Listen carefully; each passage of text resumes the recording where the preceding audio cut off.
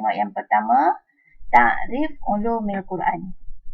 Ta'rif ulumil Quran huwa al-ilmu allazi yatanawalu al-abhasu allati tata'allaku bil Quranul Karim min haitsu ma'rifah asbabun nuzul wa jam'ul Quran wa tartibihi wa ma'rifah al-makki wal madani wal nasakh wal mansukhi.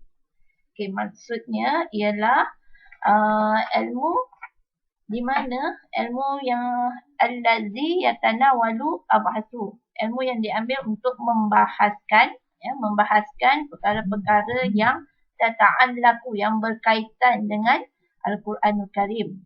Termasuklah yang berkaitan dengan Al-Quranul Karim min haitsu ma'rifah. Contohnya asbabun nuzul.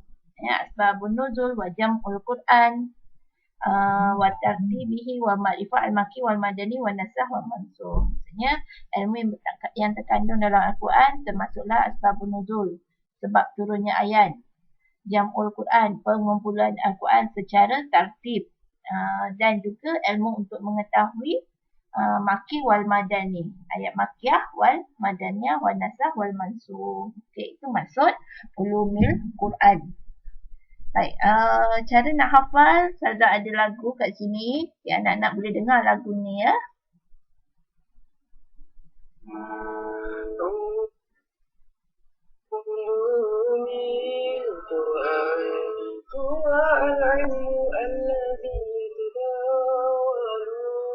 الأبحاث التي تتعلق بالقرآن الكريم من حيث معرفة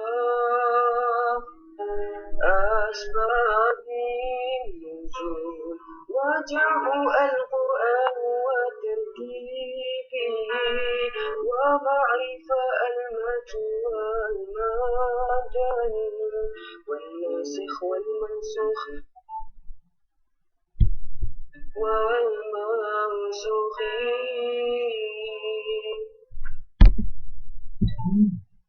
Okay, kita sambung pula Nash'ah ulumil Quran. Nash'ah ulumil Quran maksudnya perkembangan ulumil Quran kana ar-rasul, iaitu pada zaman Rasul.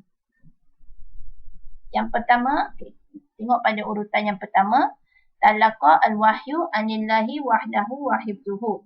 Jadi yang pertama, mula-mula sekali Rasul menerima wahyu daripada Allah kepadanya, wa hifdzuhu, dan baginda menghafaznya.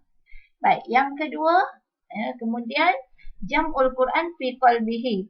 Kemudian Al-Quran tadi disusun berasaskan pada wahyu yang diterima. Berasaskan pada wahyu yang diterima. Kemudian yang peringkat yang ketiga, ballagha ma unzila alaihi li ashabihi. Setelah dia mendapat wahyu, Rasul menyampaikan, menyampaikan apa yang telah diturunkan kepadanya, disampaikan kepada ashabihi, para sahabat. Terusnya yang keempat, peringkat yang keempat, setelah sampaikan pada para sahabat, amara sahabat ayyaktubu fi riqa' wal aktaf wal asdi. Rasul memperintahkan para sahabat untuk menulis Al-Quran ini fi riqa', iaitu di kulit binatang, wal aktaf, tulang-tulang, dan juga wal asdi, dan juga pelepah samar. Seterusnya yang kelima, peringkat yang kelima, qara al-wahyu ala nasi ala muksi. Dah ditulis semua tu, Rasulullah mengutuskan seorang wakil untuk mengajarkan Al-Quran ni untuk apa? Membaca wahyu kepada manusia secara perlahan-lahan. Maksudnya Rasulullah sampaikan, dia utuskan seseorang untuk menyampaikan Al-Quran ni untuk ajarkan pada manusia. Dan yang keenam, naha as-sahabah kitabah wairul Quran. Nabi menegah para sahabat untuk menulis selain daripada Al-Quran pada masa itu. Okey. Baik, itu adalah Nash'ah ulumil Quran. Okay. Baik, lagu dia, lagu untuk menghafal ni.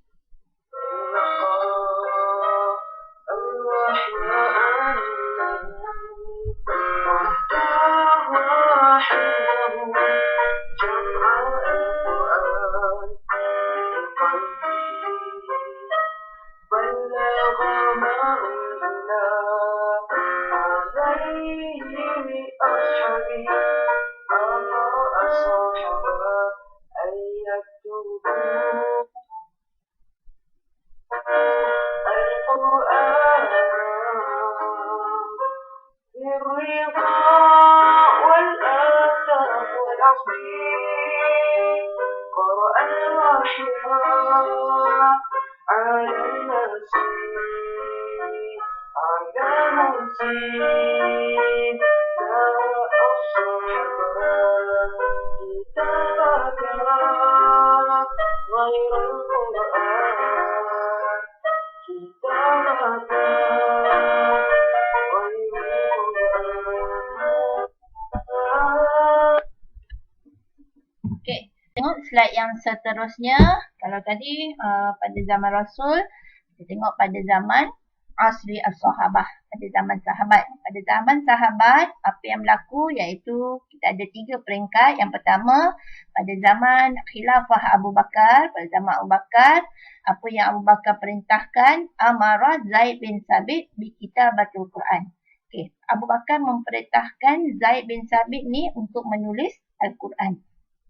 Baik, kemudian sampailah ke zaman Khalifah Osman. Pada zaman Khalifah Osman, Al-Quran ni tadi pada zaman Abu Bakar dah ditulis. Jadi pada zaman Osman, tamma jam'ul Quran fi mashab wahid. Okay, pengumpulan Al-Quran tu telah sempurna. Dah tulis, dah dikumpulkan, telah sempurna pada zaman Osman. Fasumiyah birasam Osmani. Bila dah sempurna dikumpulkan dan menjadi satu mazhab, kemudian dinamakan dengan resam Osmani. Itu yang kita guna sampai sekarang. Baik, peringkat yang ketiga, pada zaman Khilafah Ali, pada zaman Khalifah Ali, Ali memerintahkan Amara Abul Aswad Ad-Duwali untuk biwad'i qawaidun nahwi, untuk meletakkan kaedah nahwu. Okey, maksud kaedah nahwu di sini ialah pada zaman Ali, pemerintahan Islam pada masa itu telah meluas. Jadi, kenapa kena letak kaedah nahwu? Sebab sebelum itu orang Arab dia boleh baca tulisan Arab. Jadi bila pemerintahan negara Islam itu telah meluas, orang bukan Arab pun sudah mula menganut agama Islam dan mereka nak baca Al-Quran, mereka tak faham. Jadi Khalifah Ali menyuruh Abul Aswad Ad-Duwali ini untuk meletakkan kaedah nahwu. Kaedah nahwu di sini ialah meletakkan baris, baris fathah, kasrah, dhammah dan juga meletakkan titik dalam setiap huruf. Contoh, titik bah, ada satu, ta, sa, untuk membezakan setiap huruf dan untuk memudahkan orang bukan Arab untuk membaca Al-Quran. Okey, kita tengok pula pada zaman Asri At-Tabi'in wa Tabi'i Tabi'in. Maksudnya, zaman Tabi'in ini ialah zaman selepas zaman sahabat. Okay, apa yang mereka lakukan? Yang pertama, hum akhazu Al-Quran min akabir as-sahabah aw tabi'in. Mereka hanya mengambil sahaja Al-Quran tadi itu daripada para sahabat yang kabir dan juga para tabi'in. Kemudian, ijtahidu fi tafsir ba'dal ayat. Mereka berijtihad dalam mentafsirkan sebahagian ayat.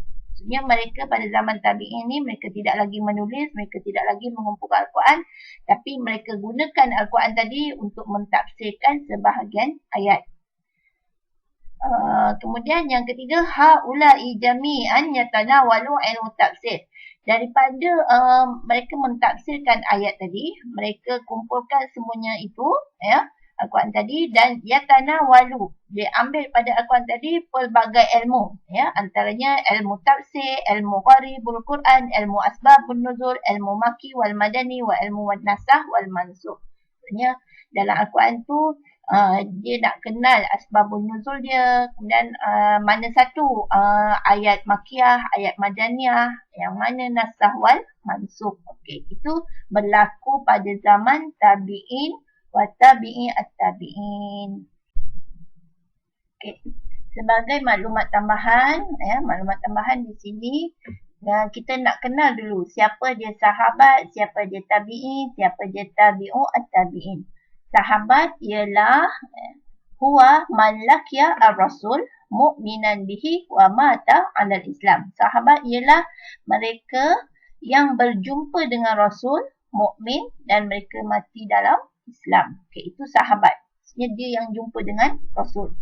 Kemudian at-tabi'i, tabi'in huwa malakia sahabiyan, yang mereka yang berjumpa dengan para sahabat, wa mata 'alal Islam, dan dia mati dalam Islam. Maksudnya tabi'in dia jumpa sahabat. Sahabat dia jumpa dengan Nabi. Tabi'u at-tabi'in pula hum allazina, mereka yang berjumpa dengan at-tabi'in walam yadriku as-sahabah wa matu 'ala Islam. Dia jumpa dengan tabi'in, ya, tetapi dia tak kenal pun dengan para sahabat, ya, kemudian wa matu 'ala Islam, dan dia mati dalam Islam. Okey, itu adalah tabi'u at-tabi'in. Okey, baik, itu sahaja untuk tajuk hari ini. Kita jumpa lagi untuk tajuk akan datang. Ila liqa, ma'assalamah.